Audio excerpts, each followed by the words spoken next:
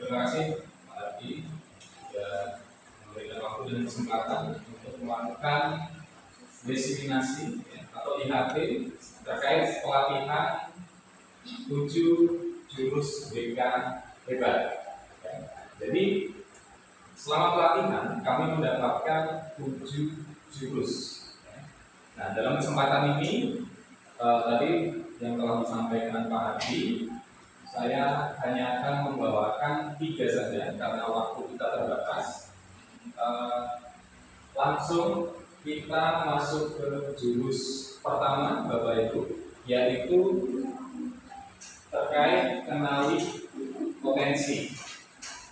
Jadi kenali potensi ini kita sebelum melakukan pembelajaran tentunya kita melakukan suatu asesmen.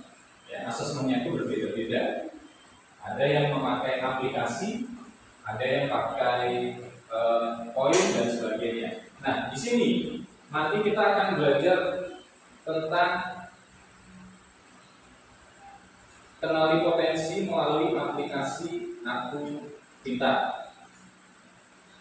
Nah, sebelum itu, kemarin sebelum memulai kegiatan, satu orang ditunjuk untuk membacakan kalimat yang ada di depan. Nah, kita coba aplikasikan di sini. Saya minta Pak Dimas untuk membacakan kalimat yang ada di depan. Silakan Pak Dimas. Selamat datang para pendekar.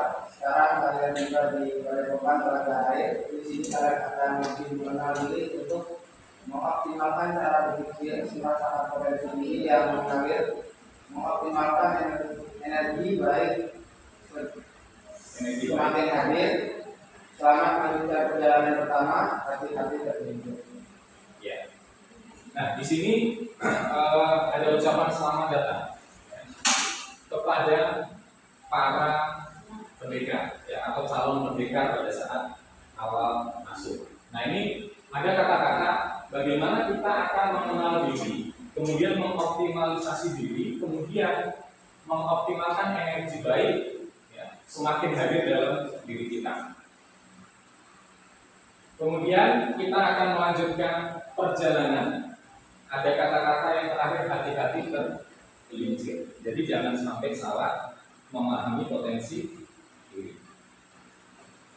Nah, sekarang tugas Bapak Ibu adalah mendownload atau mengakses aplikasi Aku Pintar. Kemudian yang harus Bapak lakukan adalah coba mengenali kemampuan Bapak Ibu.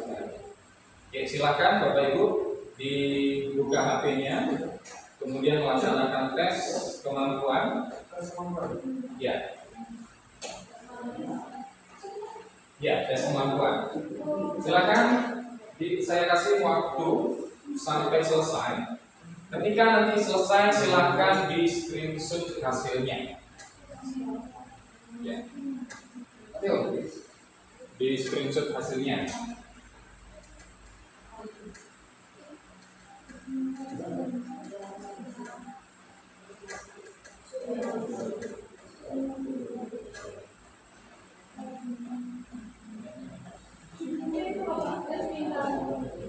Tes kemampuan.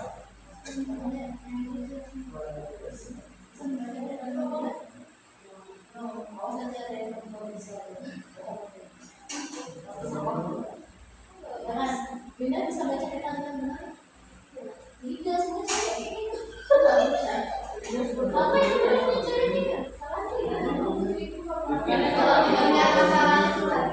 Nah, salah tapi salah. Tapi kita lagi kalau fokus. Saya bisa melakukan bilang bisa baca peta. Bohong aja itu. Bohong. Masih salah.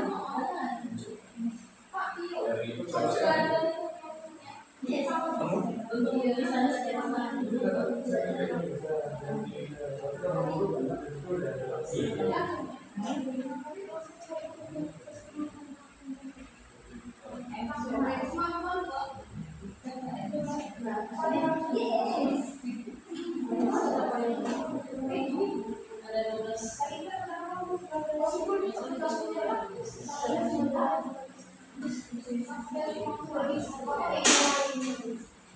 Step berapa saya step berapa?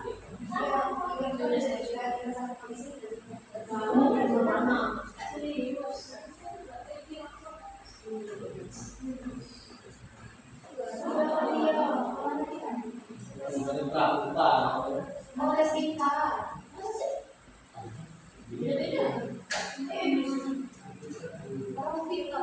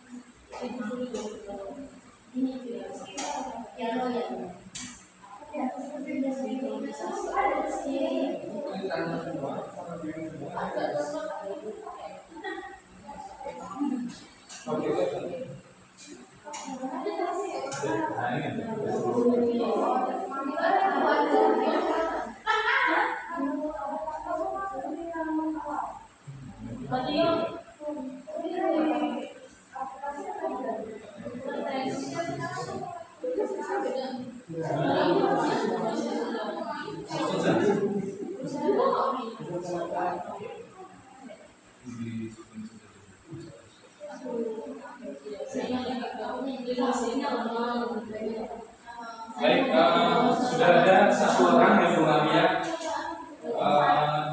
skornya 100% kemampuannya pinter 100. Nanti kita bahas. Nanti kita bahas. Kita bisa yang lain.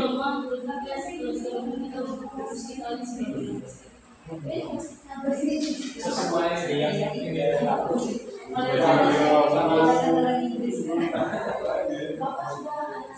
Saya bisa memperkirakan jarak dan pokoknya yang nggak boleh ukur, mungkin-mungkin. Saya menyukai pertanyaan dengan jawaban pasti. Ya, itu kalau saya suka jelaskan. Saya juga orang yang jelas. Ini melempar bola dan benar sasaran, bukan basket apa?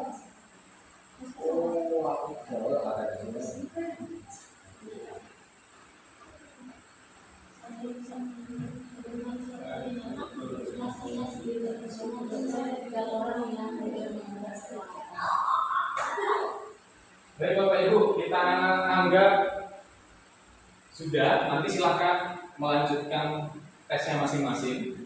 Ketika ada yang kendala, nanti dilanjut di rumah boleh. Karena waktu terbatas, kita akan lanjutkan.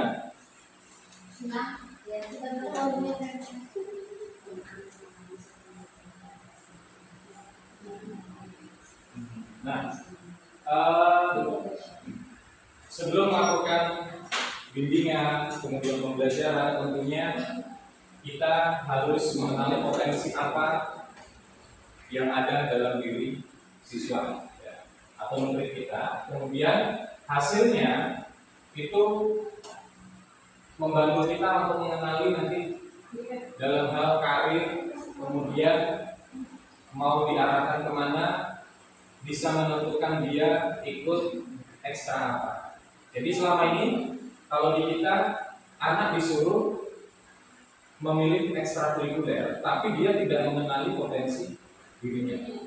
Nah, yang seharusnya dilakukan adalah mereka menggali potensi. Nah, kemudian nanti baru memilih ekstrakurikuler yang dipilihnya. Kemudian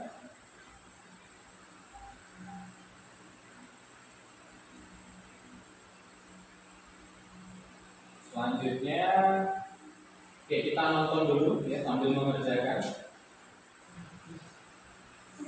Oke.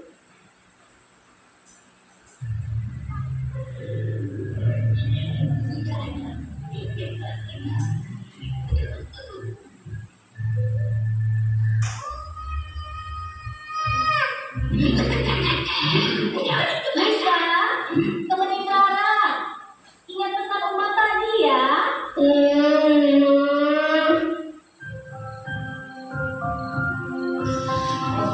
Kenapa sih, Ra? Kamu pasti lupa sebelum tidur sama ini. Soalnya siapa juga yang mau nyebut kamu pakai sapu lidi? Oh, iya, makanya kalau tidur pertama baca basmalah. Bismillahirrahmanirrahim.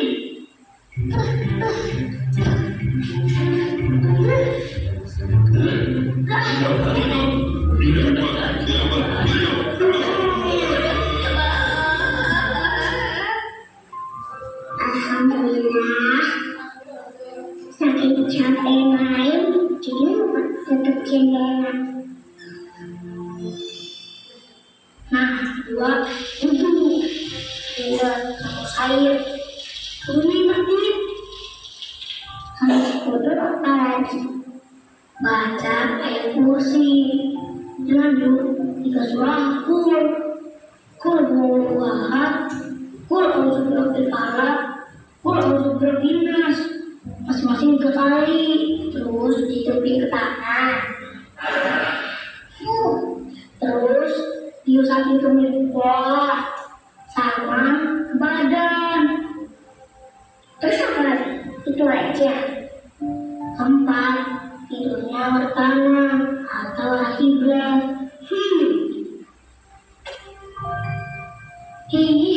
Jangan marah deh. Kan udah ketahuan kalau sholat tidurnya sama. Terus terbanyak nanya. Itu doa terus Bismillahirrahmanirrahim. Bismillahirrahmanirrahim.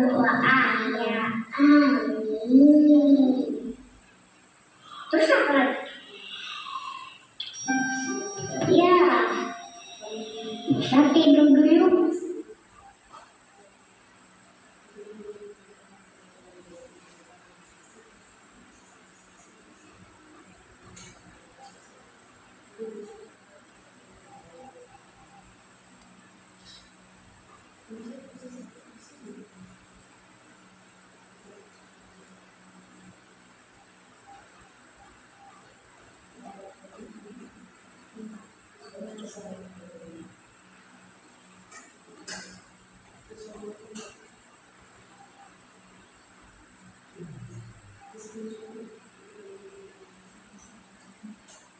Baik Bapak Ibu, nah di sini tadi ada yang semuanya 100%, ya. Jadi beda dan kemampuannya semua 100%, ya. Ada kemampuan cerdas verbalnya 100%, cerdas logis matematis dan sebagainya. Nah, apakah kesalahan aplikasi atau memang ibu idanya sempurna? Kita nggak tahu, tapi itu tergantung dari jawaban Bapak Ibu semua. Ada yang sudah selesai lagi, Bapak Ibu? Keluar lagi? Oh, Bu Wanda sudah. Bu Wanda? Paling tinggi? Naturalistik. Oke, kita bahas satu persatu, ya. Jadi biasanya kalau orang yang kita bahas dari natural, orang natural itu biasanya dia lebih tidak peduli berjalan apa adanya. Itu kaum natural, ya. Jadi tidak terlalu memikirkan kanan kiri dan sebagainya. Ya. Jadi dia hanya dia udah berjalan apa adanya. Ya. Itu kaum naturalistik. Kemudian bukan interpersonal, ya. Jadi kaum interpersonal ini kaum yang lebih mengenali potensi atau masalah dalam dirinya, ya, kemudian bisa mengaplikasikannya ke orang lain. Saya juga belajar. Tapi nanti kita lihat lagi. Kemudian kalau tadi Bu Ida semuanya 100%, apakah dia manusia sempurna atau manusia dewa? Nah, kita bahas cerdas interpersonal. Kalau cerdas interpersonal itu kebalikan dari kita personal. Kalau kecerdasan intrapersonal itu adalah kecerdasan keluar, ya, kemampuan menangani masalah dengan baik. Kalau saya intrapersonal, kebalikannya Maria interpersonal. Berarti ya? Peduli sih. Bukan berarti Wida yang ke situ. Kan 100%. Kemudian yang tidak masuk di sini, kalau Bapak Ibu perhatikan ada kecerdasan musikal. Iya, musikal. Ya, ada. Siapa yang tinggi musikal? Siapa musikal? Paling tinggi. Apakah yakin kecerdasan majemuknya musikal? Yakin ya? Sudah melakukan? Udah tes pun tidak perlu tes. Ya, biasanya ketahuan. Kemarin pada saat pelatihan, itu orang-orang musik yang jago musik memang benar ketika tes itu banyakkan kemampuannya adalah kemampuan musikal. Ya, pandai bernyanyi, bermain musik dan sebagainya. Dia lebih dominan ke sana. Nah, kalau orang cerdas secara musikal, berarti kita mengarahkan ke ekstra musik, vokal solo dan sebagainya. Nah, itu yang harusnya kita lakukan. Ya. Pak, ini belum masuk ya? Belum. Jadi ada lagi kecerdasan logis matematika. Nah, yang guru matematika sudah selesai belum nih? Belum ya? Nah, jangan-jangan nanti bukan logis matematik tapi musikal atau bahkan naturalistik atau kinestetik. Jadi ngajar matematika sambil gerak. Oke. Kemudian kemarin pada saat pelatihan fasilitatornya itu mengatakan, ya, apakah benar atau tidak, dia cerdas secara verbal. Jadi biasanya orang yang cerdas secara verbal ini pandai berkata-kata, ya, atau kemampuan bahasanya itu baik. Yang penting jangan pinter ngeles. Nah, seperti itu ya.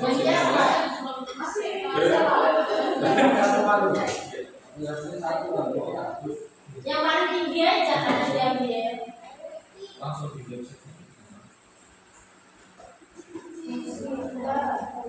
Sama bos, aku juga sama. Cuma selisih satu orang dengan musik. Aku paling terkenal visual sama kinestetik. Kinestetik musik. Aku musikal masih bisa nyanyi, tapi yang lain enggak. Nah, kalau kita perhatikan Bapak Ibu, ada gambar dari doa. Ini foto siapa, Gus? DJ. Kalau kalian, kalau Bapak Ibu perhatikan atau amati, Bapak B.J. Habibie atau Presiden itu berapa? Ketiga ya? Ketiga benar ya? Iya. Ketiga, ini cerdas secara semuanya kayaknya. tapi pasti ada yang lebih dominan. Pak B.J. Habibie ini dominan Spasial, Pak. kecerdasan. Spasial harus mana? Itu selain spasial. Oke, kemampuan beliau adalah Gayanya Pak BJ gak visual spasial, Pak. Apa tadi kalau visual spasial apa, Pak? Bisa visual dia benar apa yang dibayangkannya. Visual spasial kan?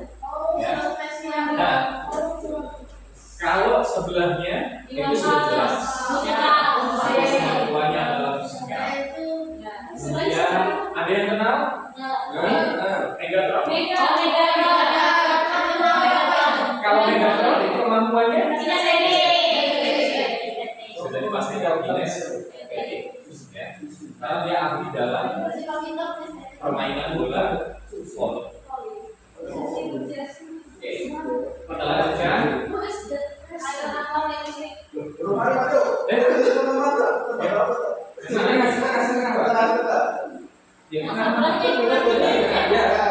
Jadi siapa lagi? Kalau ibu Kartini, Segurgi sama ayo. teroris. Wow. Coba. Kasihkan gula. Kasihkan gula. Kasih gula. Susi Pak. Wah.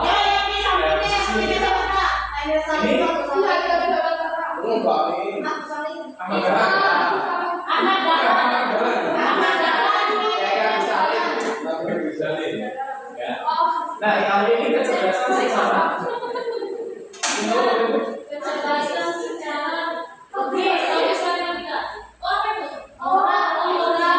oral eksistensial, ya. Kalau sebelahnya itu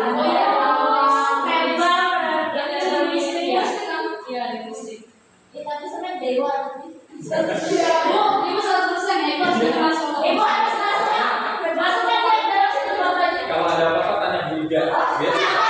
Segalanya.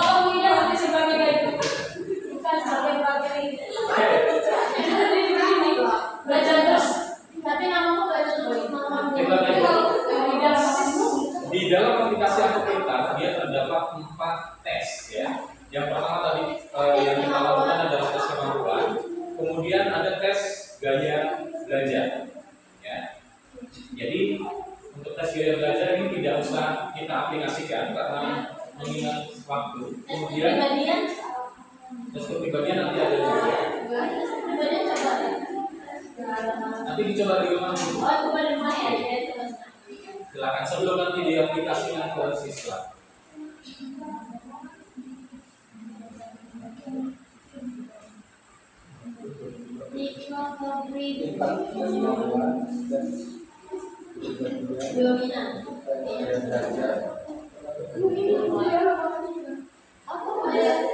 Udah yang paling tinggi aja. Mana apa aja? Yang paling atas apa?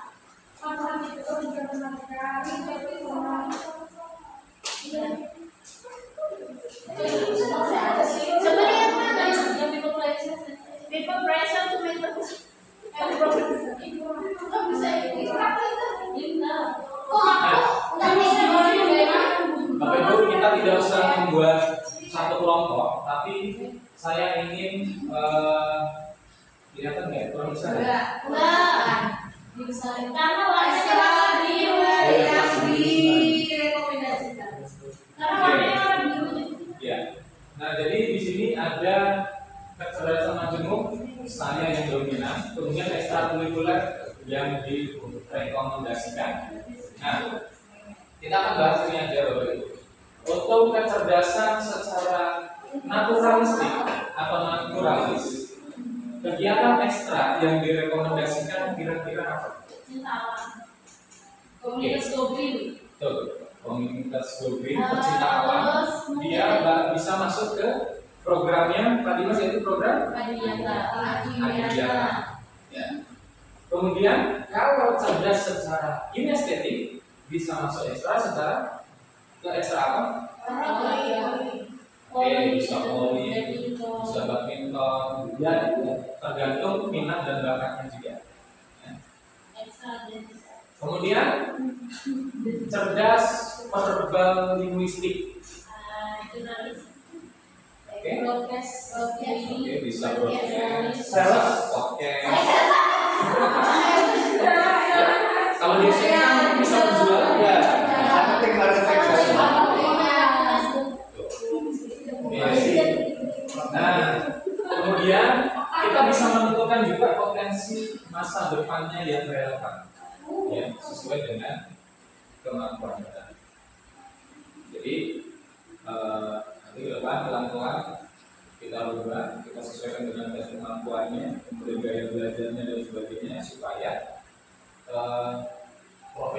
masa depan yang relevan itu seperti apa bagi mereka.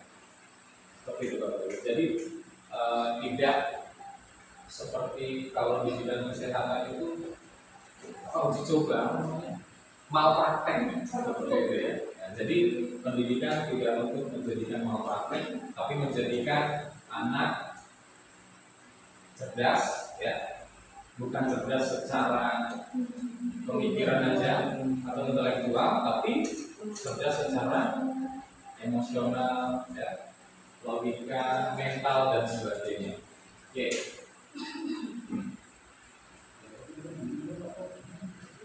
Nah, karena tadi kita sudah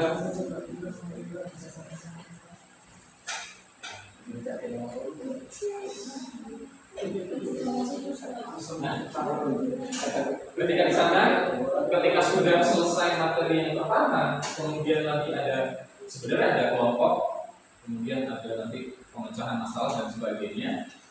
Tapi karena kita sudah ada, selamat pendekar, kamu sudah menguasai jurus pertama. Ya. Ini adalah kartu pertama dari 7 kartu yang sudah terkumpulkan selama melanjutkan petualangan. Jadi kami dikasih kartu satu persatu, tanda bahwasannya kita sudah lulus jurus pertama. Kenapa kita sudah lulus? Kita sudah bisa mengenali kemampuan kita masing-masing. Kemudian bisa mengarahkan kemampuan tadi ke potensinya mereka. Ya, jadi tidak asal-asalan atau tidak, oh nanti kamu ikut ini bagusnya, padahal secara tes kemampuan itu tidak sesuai.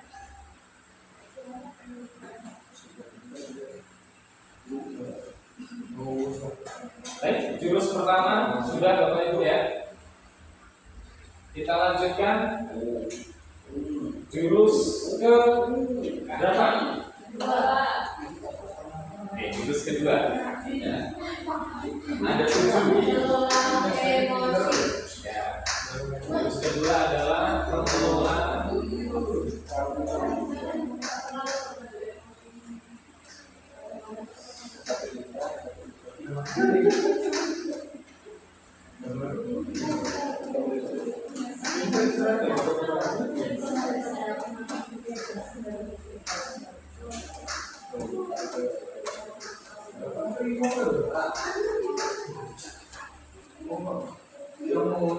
Baik, jurus kedua adalah mengelola emosi. Ada kertas. Sambilkan kertas.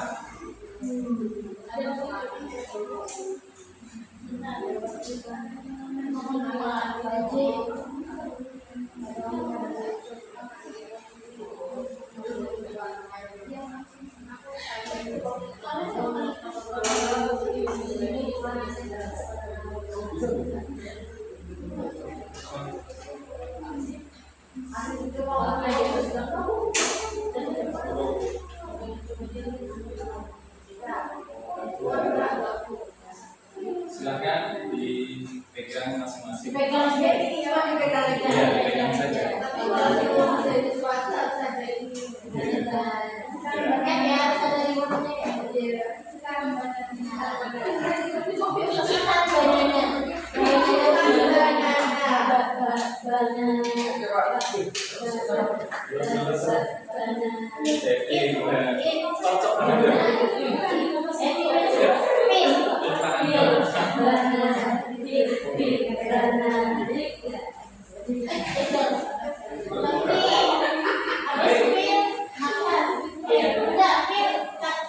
Bapak Ibu, kertas sudah saya bagikan. Silakan nanti respon apa yang akan terjadi pada kertas yang sudah Bapak Ibu pegang. Ya. Jadi berkaitan dengan emosi Bapak. Ya. Yang pertama yang harus dilakukan adalah akan ada cerita dari saya. Nanti silakan didengarkan dengan baik. Itu audiens community dan kertas. Ya. Baru dia memanggilkan ya.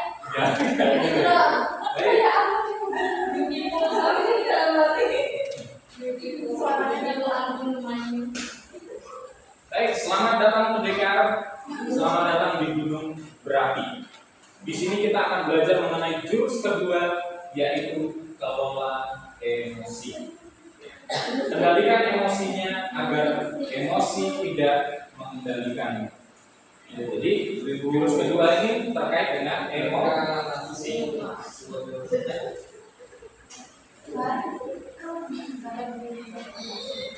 Baik Bapak Ibu, silakan disimak cerita saya, kemudian didengarkan saja, tidak usah di ini ya. Ketika nanti ada sesuatu yang membuat Bapak Ibu marah, kertas boleh di ya, atau di gulung atau gimana. Kemudian ketika marah Bapak Ibu itu luar biasa, silahkan boleh disobek-sobek ya. Silahkan diaplikasikan ya. Jelas aku lah. Nah, silakan dengarkan Bapak Ibu, saya akan bercerita ya. Kita dimulai ya, 1, 2, 3. Pagi itu ibu guru berangkat ke sekolah mengendarai sepeda motor. Bahan ajar yang sudah disiapkan rapi digantungkan di motornya. Namun beberapa meter sebelum sampai ke sekolah, motor mendadak mogok karena kehabisan bensin. Dengan sesampainya, ibu guru mendorong motor sampai ke sekolah. Bayangkan itu posisi Bapak Ibu semua. Ya. Nah, kita lanjutkan. Sampailah ibu di kelas, hampir semua murid datang tepat waktu. Namun, belum sempat suasana stabil, Andi masuk terlambat.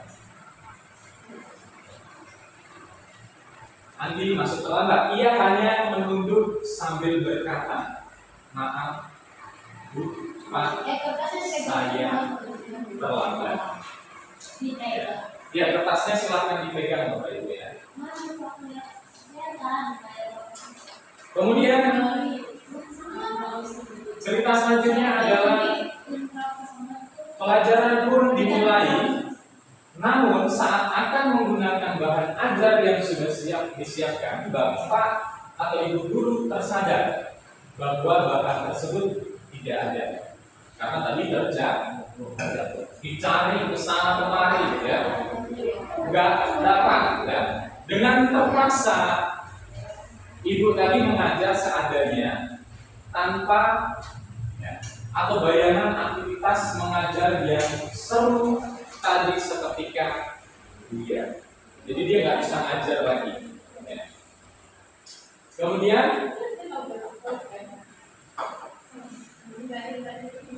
di tengah pelajaran, saat ibu mengajar, Andi terlihat tidak memberikan perhatian. Cuek. Dia menunduk di bangkunya saat didekati. Ternyata Andi sedang tertidur.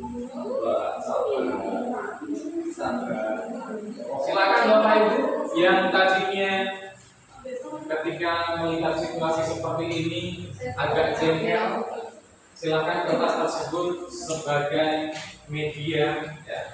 Mau direnungkan, mau disobek, silakan ya.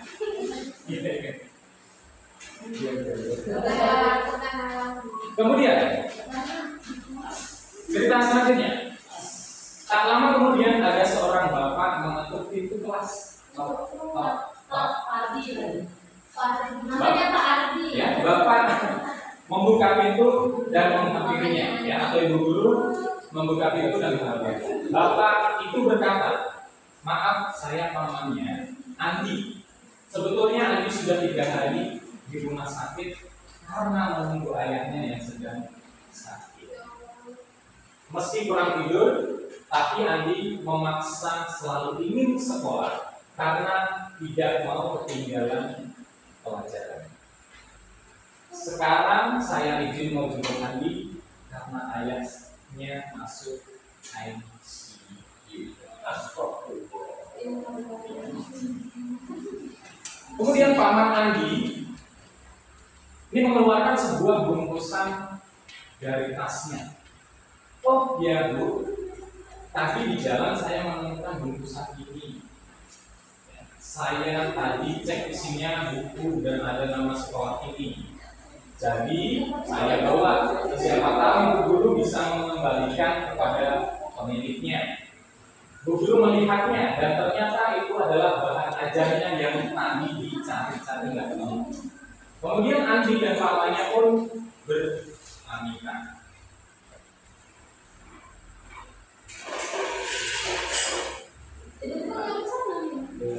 Ibu kembali ke kelas dengan bahan ajar yang kembali di tangan.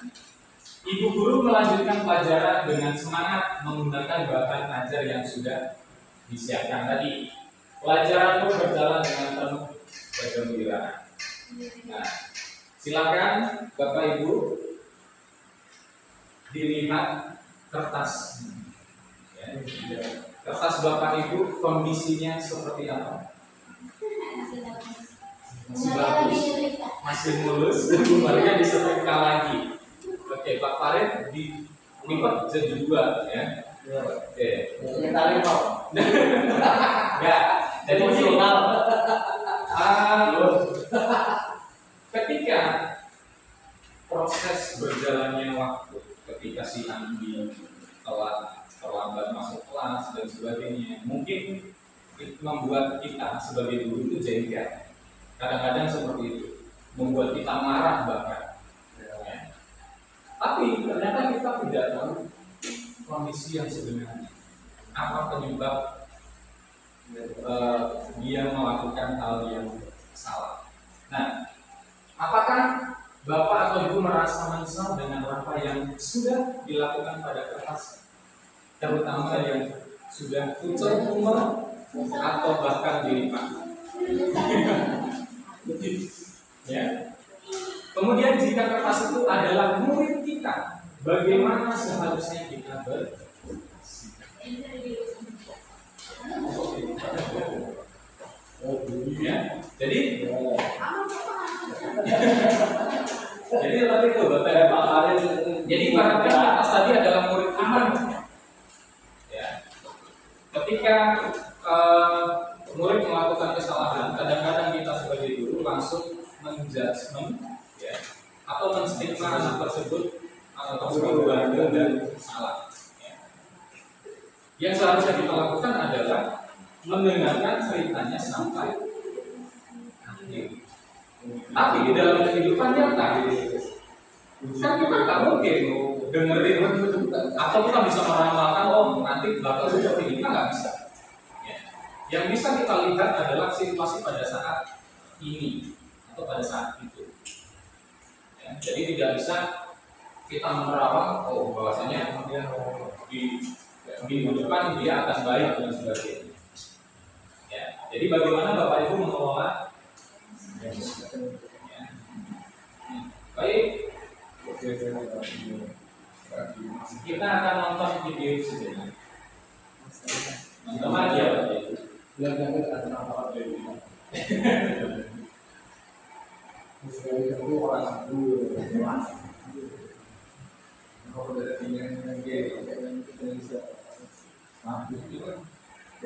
Bisa ternyata. Emosi ini lah. Emosi berat ini.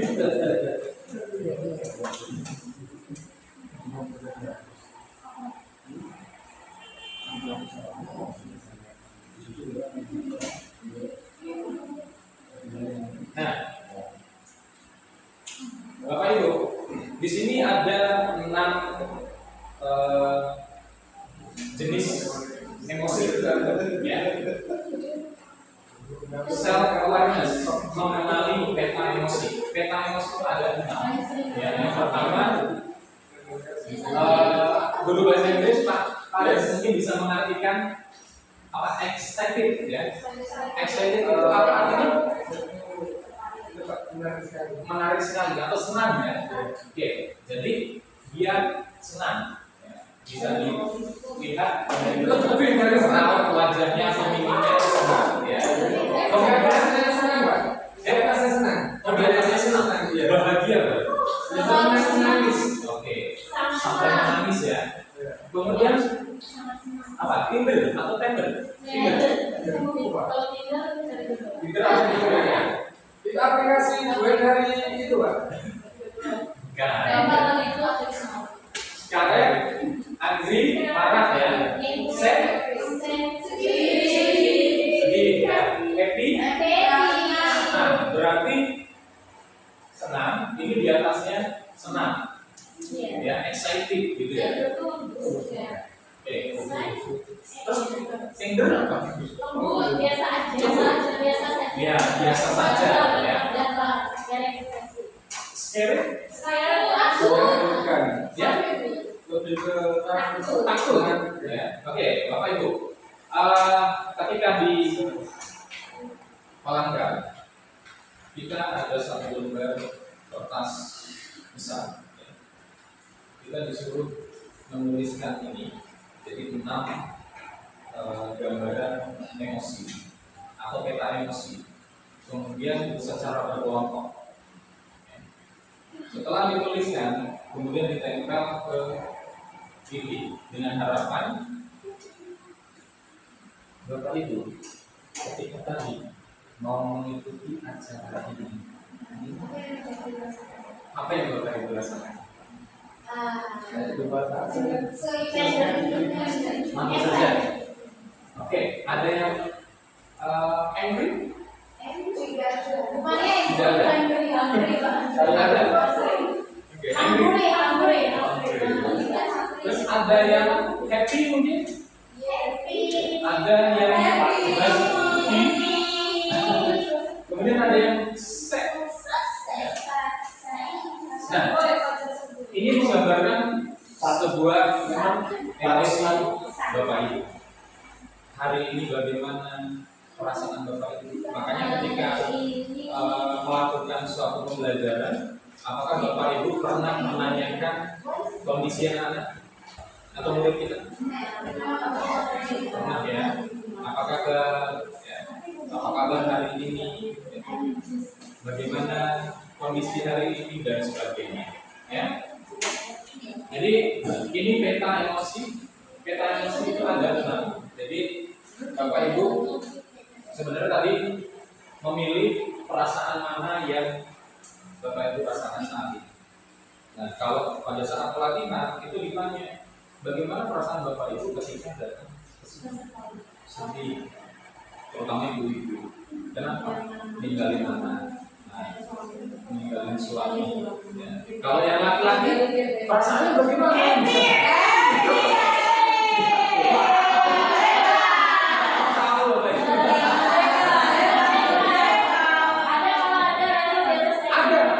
Ada beberapa bapak-bapak dulu yang mengikuti pelatihan senang. Ya. Awalnya sedih, ketika sampai di sana senang.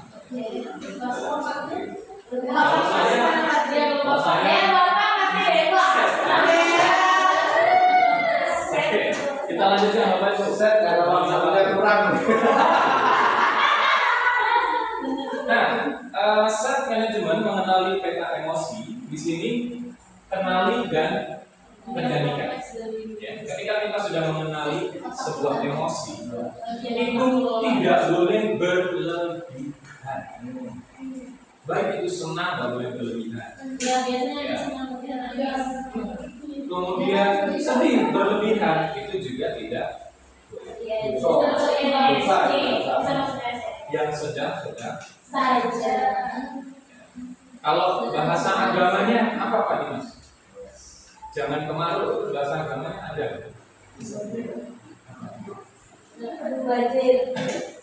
Ada ya? Ya, seperti itu. Jadi otak kita itu menjadi 3 bagian Bapak Ibu. Yang pertama adalah neokorteks, limbik, dan reptil. Pas reptil. Ya, reptil ini kita ibaratkan dinosaurus. Itu buaya tahu. Ya, Buaya. Pas reptil. Tadi di atas apa? Oh, kayak kemarin ya. Iya.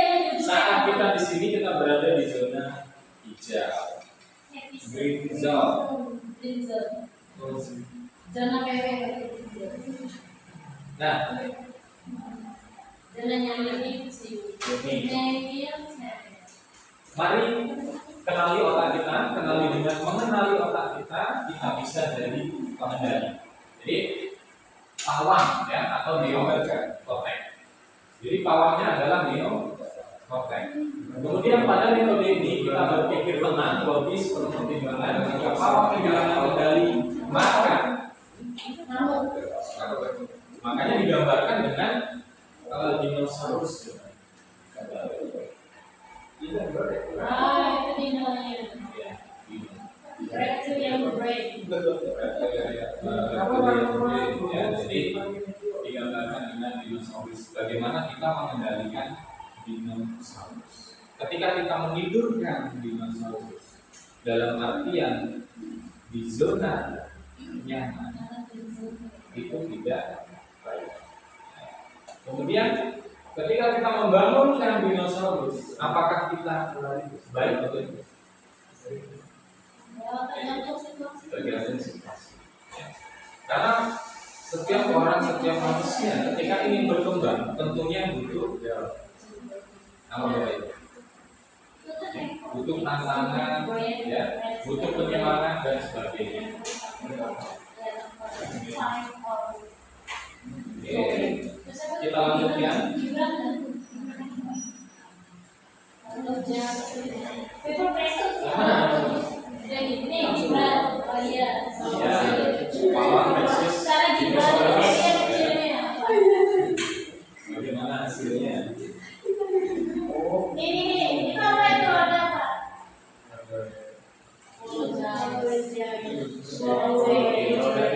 Nah itu perlu Ya, kalau apologize berarti minta maaf ya. Kemudian walk away apa artinya? Atau menghindar ya, bukan kabur ya. Kemudian family berarti mengadakan pertemuan keluarga.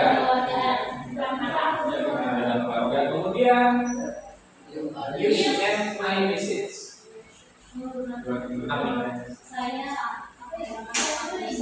Ya, bisa menggunakan pesan.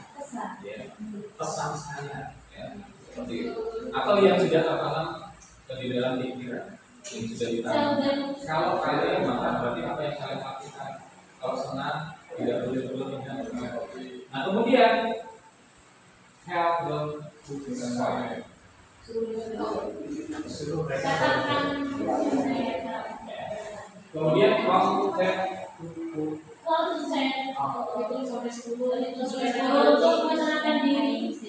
itu dalam hati ya, jangan sambil marah ambil 1, 2, 3, ya. Tapi dalam hati saja loh. Kemudian go to another game ya, atau beralih ke game apa. Kemudian self reflect. Berbagi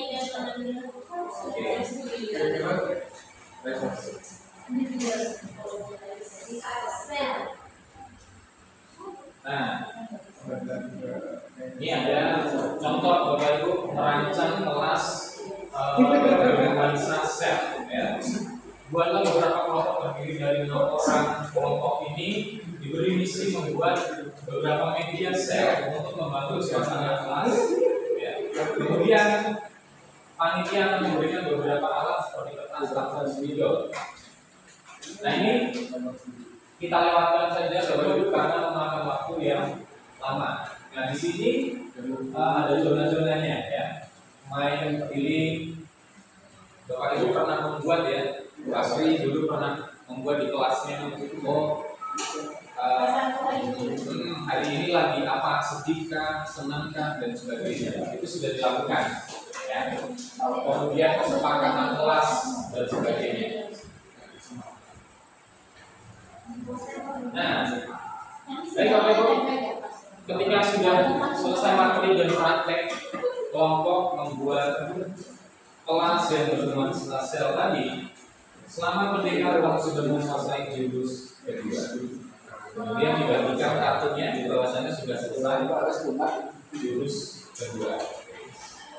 Nah, apakah nanti kartu berguna di jurus terakhir? Kita lihat. Nah ini yang ada hadiahnya kita merasa banana tadi. Banana. Banana. Itu, pasti. Tidak sedikit. Nah, tidak ya masuk 100 persen. Semuanya. Nah, ini yang paling penting. Kita akan melewatkan beberapa jurus. Berarti yang kita lewatkan jurus 3, 4, 5. Kita masuk ke jurus ke 6. Royoan. Ya, jurus prayoan atau kolaborasi. Nah, kolaborasi ini bagaimana sih Bapak Ibu? Jadi kolaborasi ini adalah ini. Nah, yang akan kita lakukan bermain peran dan studi kasus, diskusi menggali makna menggali permainan atau simulasi, ya. Kemudian praktik kolaborasi problem solving. Nah, kita akan menggunakan kartu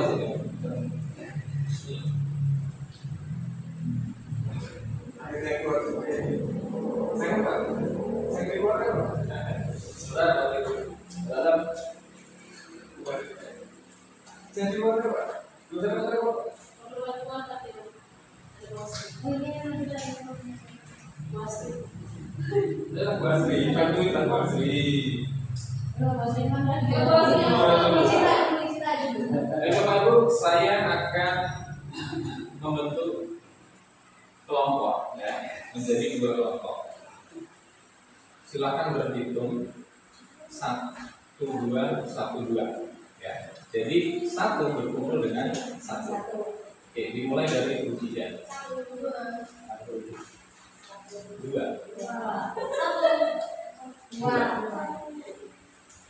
2.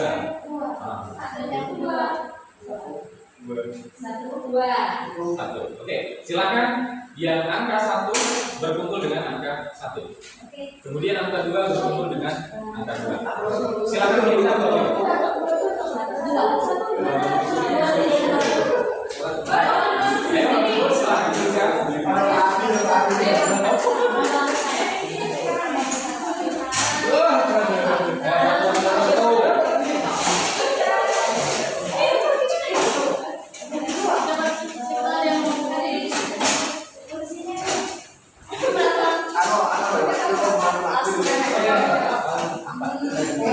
Melingkar Bapak Ibu, melingkar sempurna ya. Melingkar.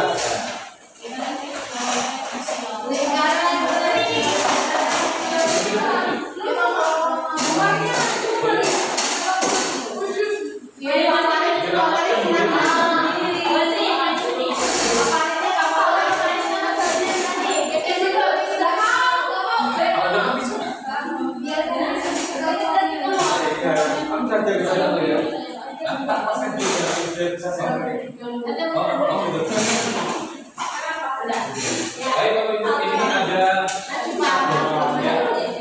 Nanti untuk permainannya akan saya silakan dipegang dulu. Yang kedua, Bu Maria, silakan dipegang dulu ya. Kemudian kelompok 2 mana? Di sana. Satu ini ya.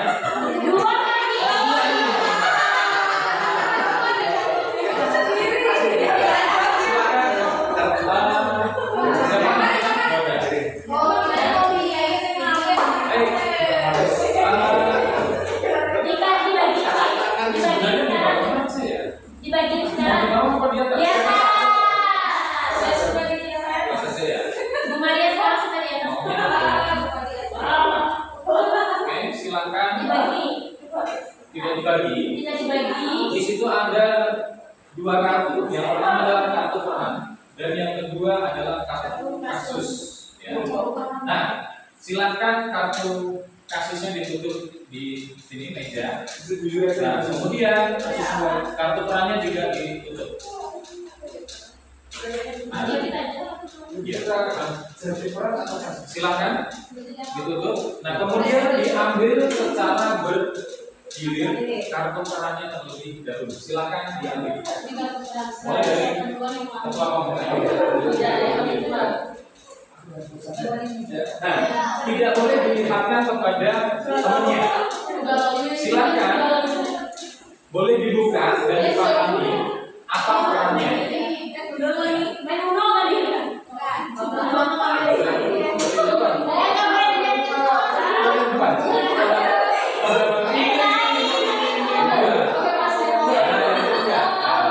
Oke, sudah.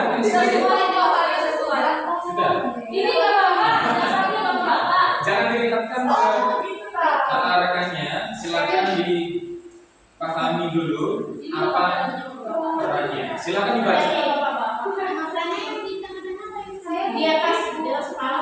Silakan dibaca. Ya, kan ini. Menggambarkan kan sekali Pak.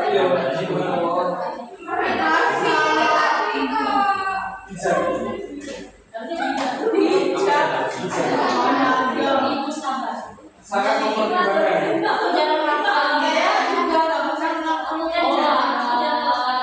Oke, ya. Sudah dipahami semua kartunya masing-masing. Selanjutnya adalah membuka kartu kasus. Membuka satu kasus.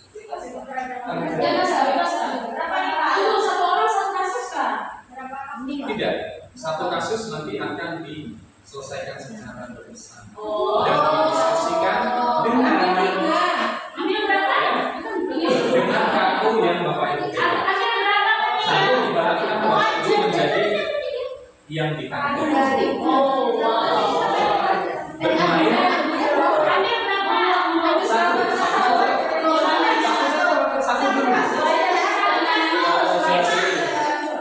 dulu. Satu dibalas bersama.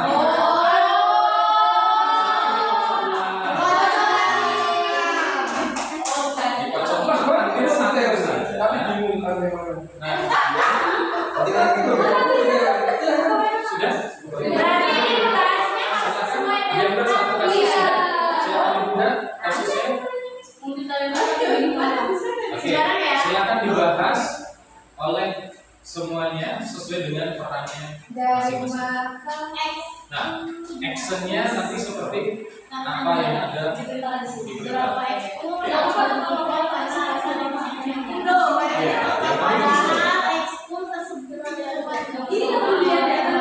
Ya, ini dibahas dulu. Kira-kira ada membahas itu siapa yang paling kuat? Sudah? Oke, ya. Sekarang kasusnya itu diobrolin. Nah, bagaimana cara menyelesaikan kasus? Versi perannya masing-masing. Oh, perannya. Ini pokoknya kasusnya ekskul dihapus ya. Aduh ini gimana ini? Siswanya jadi gimana? Terus ini siswa nanti kalau siswanya minta dia ekskulnya diadakan lagi gimana? Ekskulnya hapus nih gimana? Ayo kurang jelas.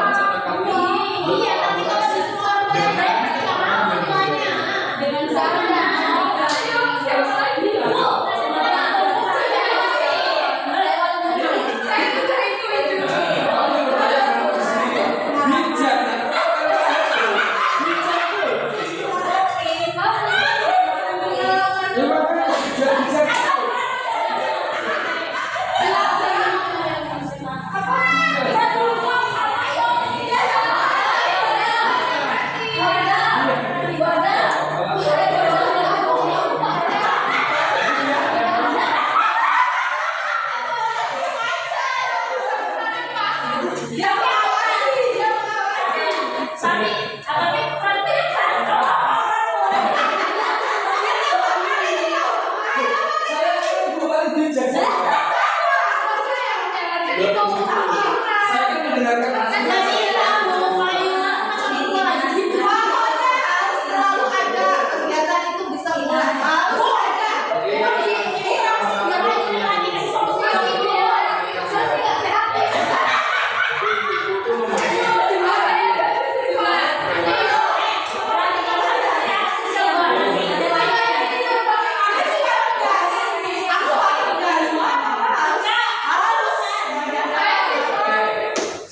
kasus pertama.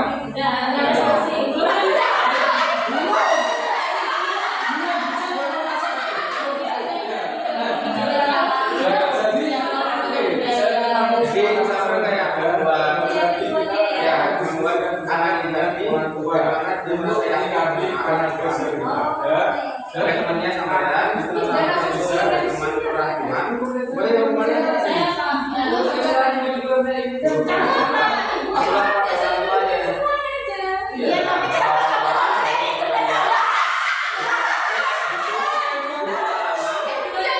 boleh pengalaman saya ke Pak Yakub ke sekolah.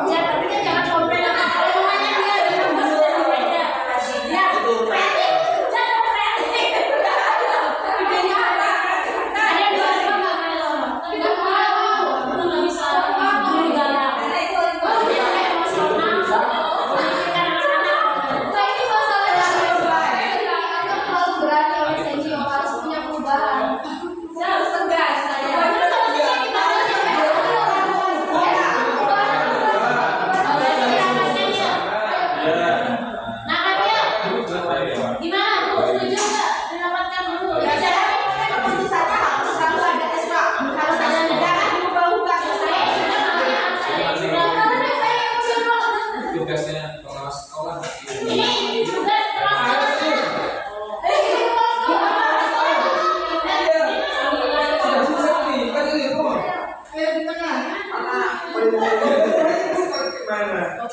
Gimana cara kembali?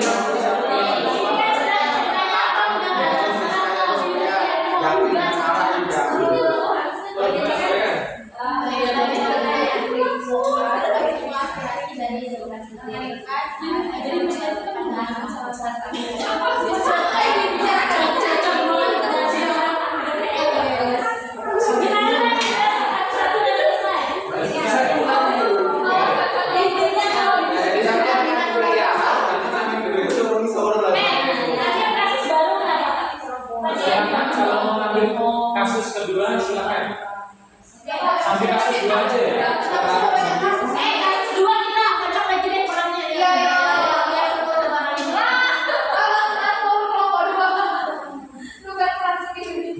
Pokoknya kita gimana? Kasus kedua ya.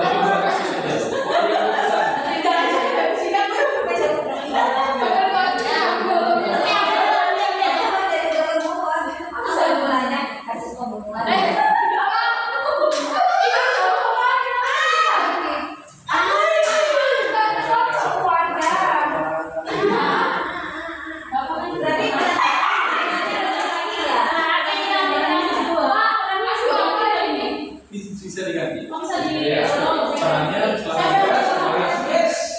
dikocok ulang saja. Ahli teknologi butuh tambahan. Oke, kalau tidak Murid sudah kalau menguasai berarti teknologi ini yang aja. lanjut seperti coding, pembangunan aplikasi, atau menghasilkan pelajaran teknis sekolah itu terlalu dasar. Belum mendapat pembinaan lanjutan sesuai kebutuhan. Berarti anak-anak itu nggak perlu lagi pembelajaran yang anak-anak itu komplain karena pembelajaran yang masih dasar. Komplain apa sih gunanya pembelajaran itu? Udah maju ini. Itu kan ini kasus kedua ya. Ya kan.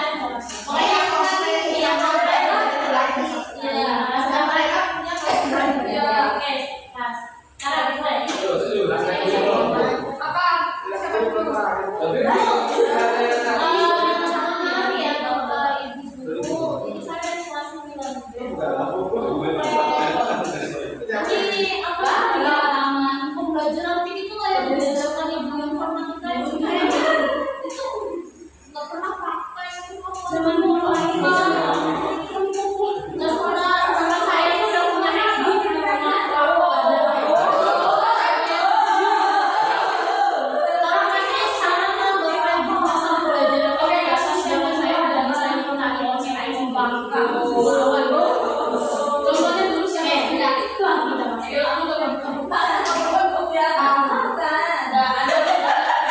Guru yang bisa dulu sebelum ke kelas sekolah.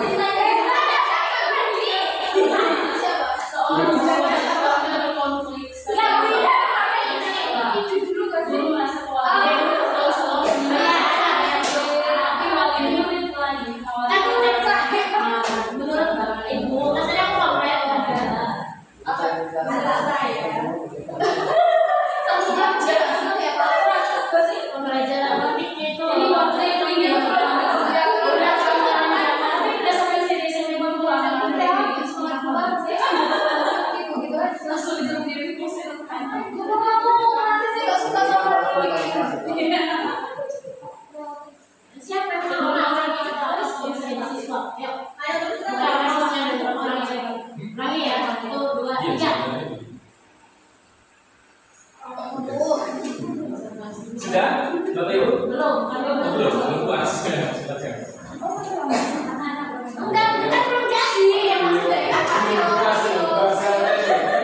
Belum puas ya, silakan. Merangkai semuanya masing-masing. Saya udah tahu kalau udah bisa, buka PPT udah bisa, dan selalu itu yang dipelajari. Kenapa nggak ada gitu pembinaan kayak kayak ngajarin buat aplikasi atau buat koordinator biar keren. Ini juga yang diajarin sudah jadi HTS, satu contoh yang penting. Kayak sedikit kalau menurutnya sih masuk kalau itu pas banget tuh ya murid dan overthinking ya langsung bilang aja Bu, kenapa sih kita harus belajarnya dasar banget sedangkan kan yang lain-lain gitu apa sih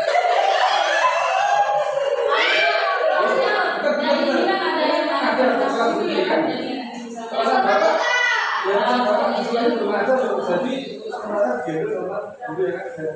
Jadi konteksnya ini belum ada ya. Nah itu jadi mohon maaf nah untuk T3 sebenarnya diambil oleh guru yang lain. Saya dari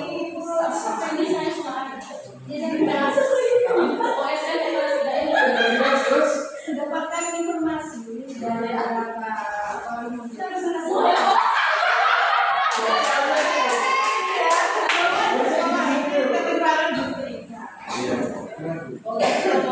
Gimana kalau saya memberikan bantuan atau mungkin saya memberikan cadangan sementara dari sekolah kebenaran situasi. kalau saya sih dari saya ibu cuma apa sekolah itu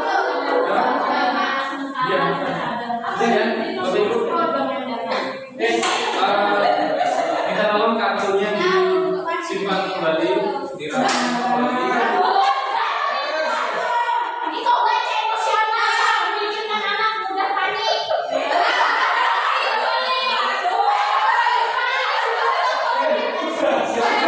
Bapak Ibu dikumpulkan lagi kartunya.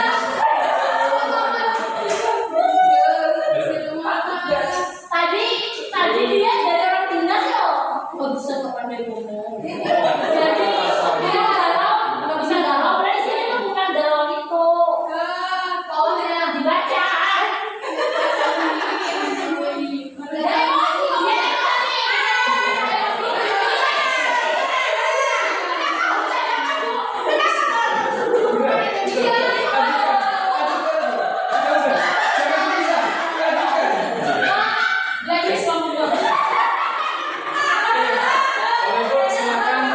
Kembali ke tempat menghadap semula.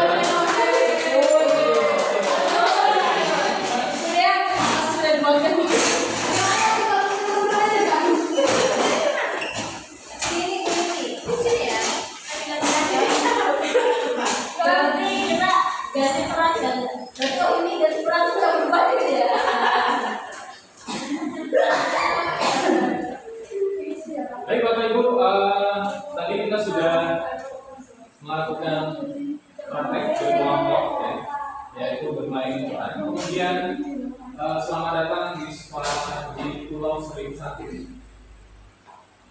Ini tadi sudah ya, berarti kolaborasi.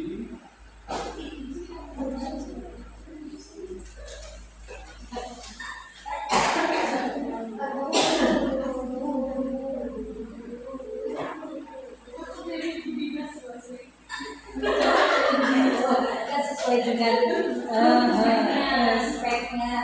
Nah, Bapak Ibu, di sini akan saya jelaskan sedikit tentang IR ya. IR itu IR 1, masalah umum, perilaku kelas ringan, keterlambatan ringan, kurang motivasi belajar, kolaborasi dengan guru, konselor sekolah biasanya keterlambatan siswa. Bapak Ibu, jadi ini bisa dianggap sebuah ancaman atau tidak, Bapak Ibu? Terlambat ke sekolah, sering telat masuk, itu merupakan suatu ancaman bagi sekolah. Ancaman bagi sekolah. Kenapa? Yang lain ikut-ikutan, jadi menjadikan sebuah bencana terlambat.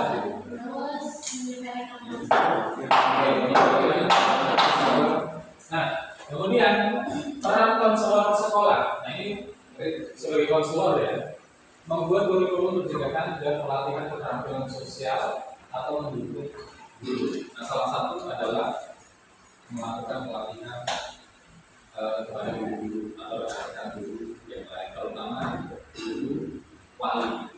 Nah, ini kan kita semua di sini menjadi guru wali, semua Bapak Ibu ya. Jadi seharusnya 7 jurus itu setidaknya kita pahami. Tidak kita kuasai tidak apa-apa, tapi kita memahami. Mulai dari kenali potensi kita sampai dengan membangun sebuah kolaborasi. Kenali potensi ya.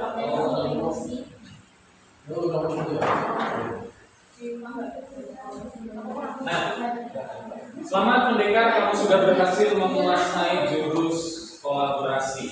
Ya. Oleh karena itu, kamu pantas menggunakan pusaka ke-6 ini. Ya. Sebenarnya 1 jurus lagi untuk mencapai jurus ke-7. Ya. Karena ini kita lompat, tidak masalah.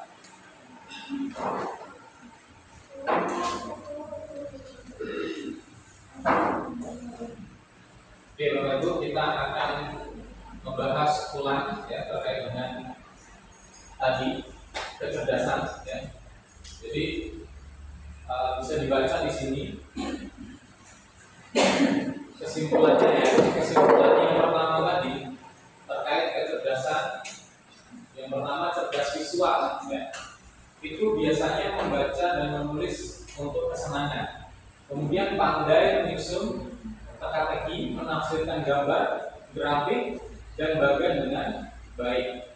Kemudian menikmati menggambar, melukis, dan seni visual. Ya, kemudian mengenali pola dengan mudah. Itu cerdas visual atau spasial ya. Cerdas linguistik verbal itu mudah mengingat informasi tertulis dan lisan. Jadi pesan-pesan apa yang disampaikan itu biasanya mudah diingat. Nah, kemudian enjoy membaca dan menulis. Biasanya orang-orang yang cerdas linguistik secara verbal ini dia membaca itu enjoy, menulis itu enjoy. Ya, bisa diarahkan ke literasi ya. Kemudian berdebat atau memberikan pidato persuasif. Biasanya orang-orang yang suka debat ya, cerdasnya secara verbal linguistik. Kemudian mampu menjelaskan sesuatu dengan baik. Kemudian menggunakan humor saat bercerita. Ada humor-humornya sedikit.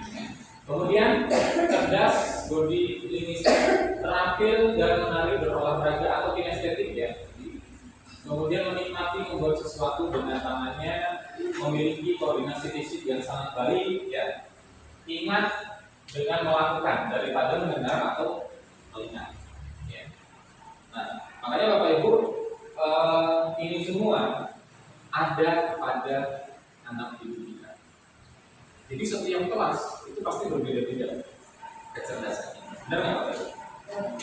Betul ya. Jadi bagaimana teknik kita, cara kita untuk membuat atau mendesain suatu pembelajaran yang meng-cover semuanya. Oh, yang kinestetik caranya bagaimana? Yang verbal, yang kebutuhannya bagaimana? Nah, ketika kita sudah mengetahui kemampuan mereka, nah kita bisa menyesuaikan nanti, ya, sehingga menjadikan sekolah kita menjadi apa Bapak Ibu? Aman, nyaman dan menggembirakan. Sebenarnya ada satu permainan lagi, ya, untuk menjadikan sekolah aman, nyaman dan menggembirakan, tapi ini tidak saya pakai hari ini. Mudah-mudahan di kesempatan lain waktu kita akan bermain lagi. Nah, untuk itu karena waktu sudah menunjukkan pukul 15.30. Nah, ini Bapak Ibu yang harus kita pahami sebagai seorang guru wali, ya, walaupun bukan konselor atau guru BK, Bapak Ibu nanti sebagai guru wali yang menangani beberapa anak, ya, yang artinya akan ngomong atau mendampingi awal anak masuk sampai dengan lulus, benar kan? Ya, awal masuk sampai dengan lulus. Nanti ke Bapak Ibu wali, mereka akan menangani ke guru wali dan sebagainya. Nah, kemampuan soleh ini harus dimiliki oleh guru wali, setidaknya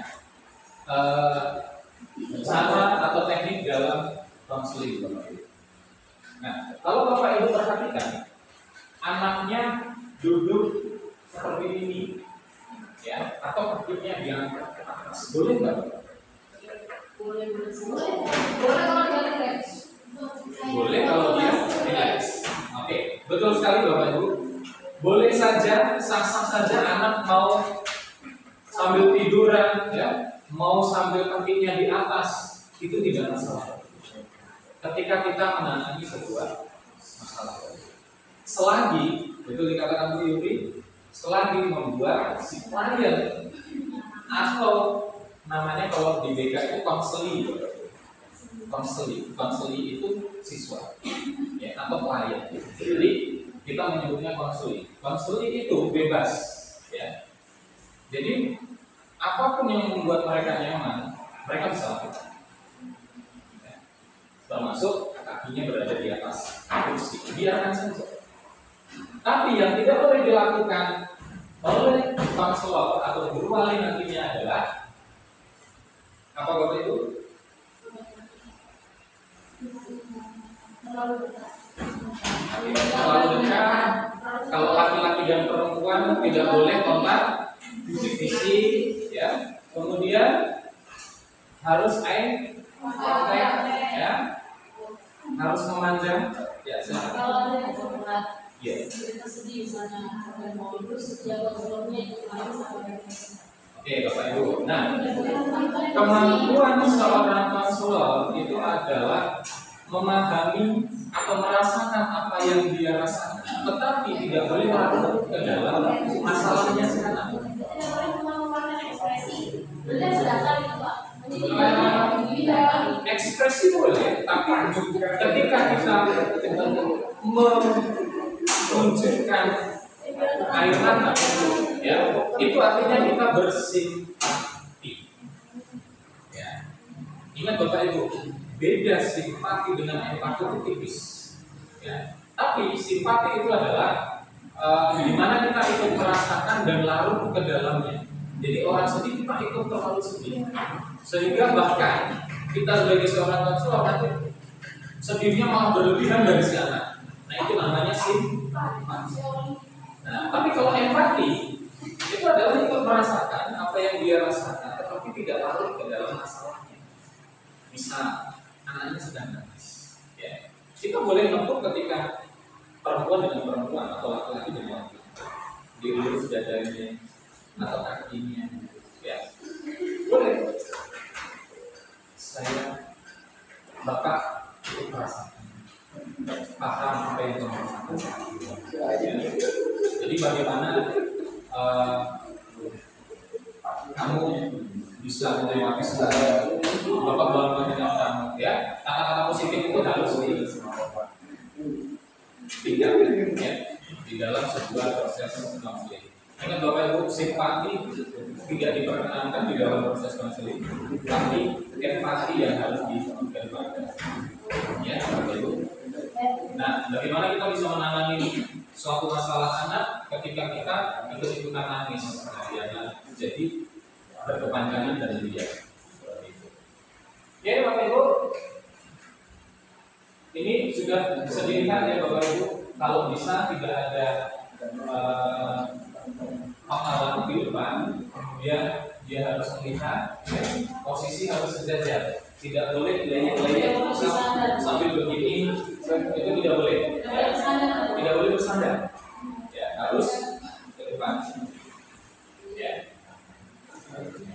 seperti itu ya. Oke.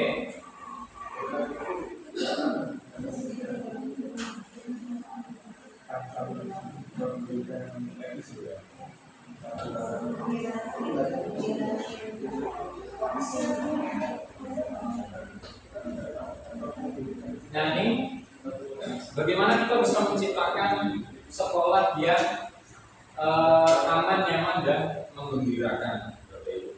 Jadi tidak ada nggak kelihatan ya. Nggak kelihatan Pak. Ya apa? Nanti saya baca lagi. Tapi waktu habis Pak ya. Oke, ini harus ada 3 yang berkolaborasi, sarana tata kelola dan edukasi. Ya, itu sebenarnya ada di dalam permainan. Bagaimana kita menciptakan sekolah yang aman, nyaman, dan menggembirakan.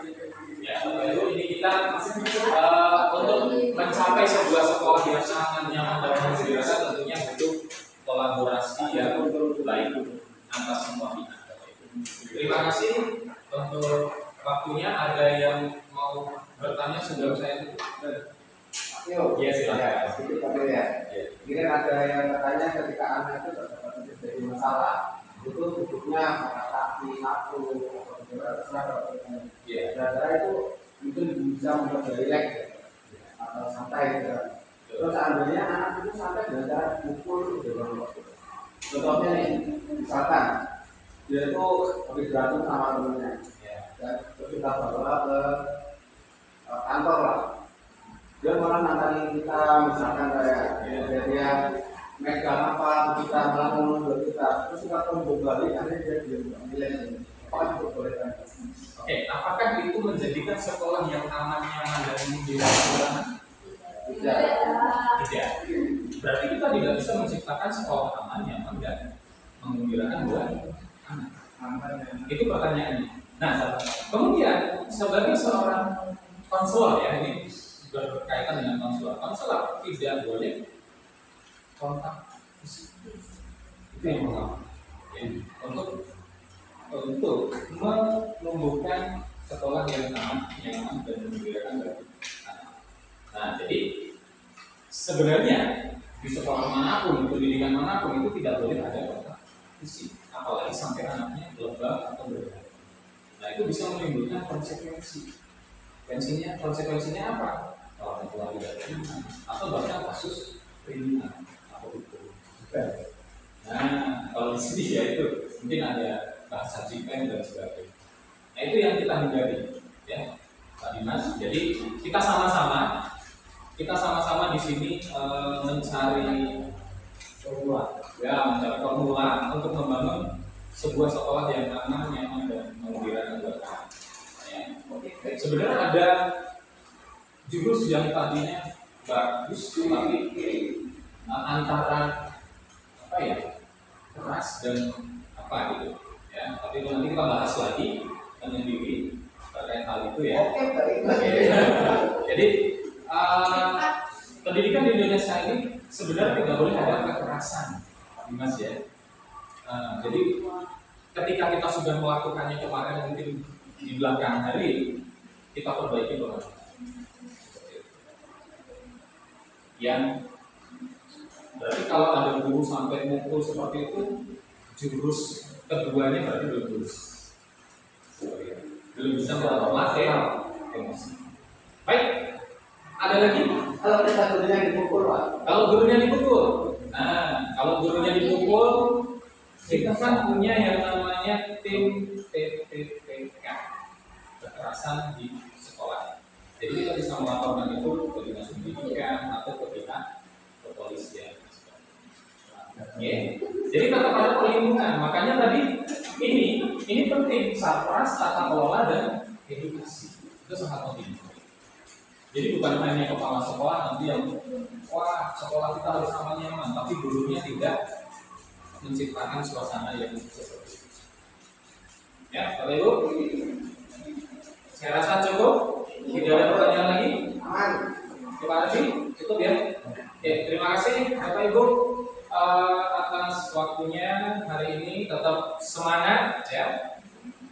Tetap yang 3 jurus tadi kita aplikasikan kepada anak. Terima kasih. Saya akhiri. Wassalamualaikum warahmatullahi wabarakatuh. Kita bersama. Terima kasih Pak Tio atas pencerahannya hari ini. Jadi kita memiliki 3 jurus mengenali. Terus yang kedua adalah kelola emosi, yang ketiga adalah kolaborasi. Kenapa dianggap itu jangan 3? Karena itu yang paling mengena ya untuk kita. Karena kita